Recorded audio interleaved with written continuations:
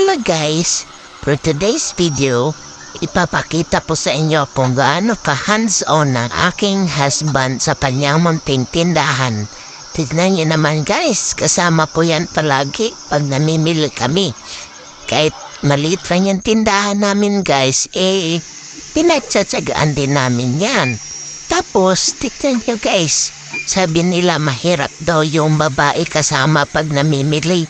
Pero para sa akin guys, mahirap kasama yung Adonis na yan guys. Dahil siya yung namimili, siya yung namumulot ng kanyang gustong bilhin para sa kanyang tindahan. Tignan niya naman guys. O diba? Kasama niya si mama, yung manugang ko guys. Matyagang nag-a-arrange at naglalagay ng mga price. And I thank you. Bye.